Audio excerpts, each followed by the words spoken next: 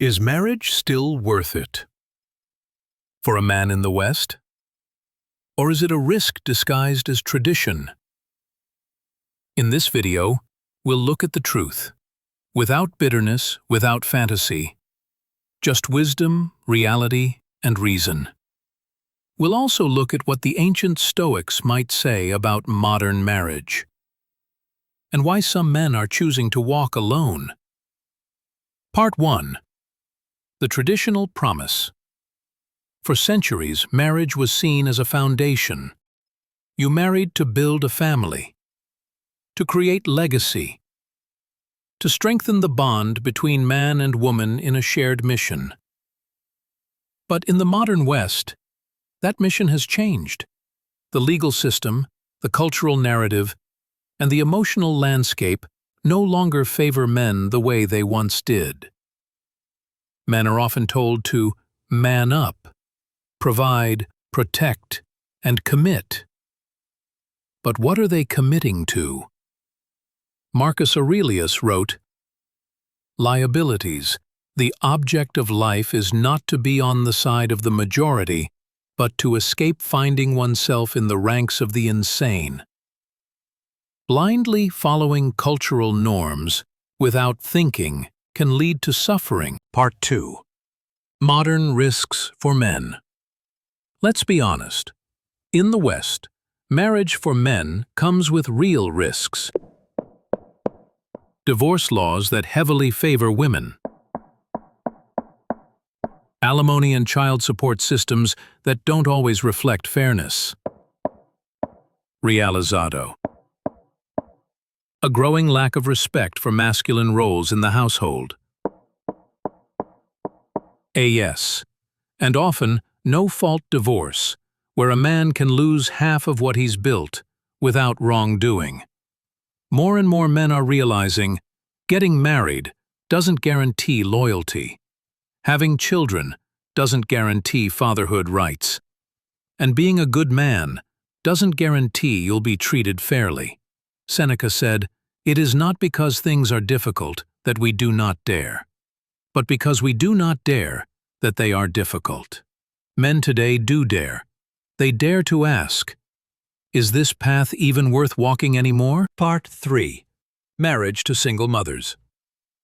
Now let's talk about a rising trend, marrying women who already have children. This is delicate, but it must be said with clarity and compassion. When a man marries a woman with children from another man, he is expected to provide but often has no real authority in parenting. He invests emotionally and financially, but has no biological legacy. May face resentment or comparison with the biological fathers. And if the marriage ends, he can still be financially liable in some jurisdictions, despite not being the father. This is not about judgment, it's about awareness. Marcus Aurelius reminds us, "You have power over your mind, not outside events. Realize this, and you will find strength." Before committing to any relationship, especially one with added responsibility, a man must ask, is this truly aligned with my values, my goals, and my peace? Part 4. The other side. Of course, not all marriages are broken. Some men do find strong, respectful partnerships. Some build families with women who honor their role as men. But these outcomes are now the exception, not the rule. They require deep compatibility, clear communication, and shared values, not just chemistry or convenience. If you choose marriage, choose with full awareness. Don't be led by pressure, shame, or tradition alone. Seneca wrote, "Easing. A man who suffers before it is necessary suffers more than is necessary." Don't suffer trying to meet someone else's expectation of success. Define success on your own terms. Part 5. The value of staying single. For many men, staying single, especially in the West, is not about fear.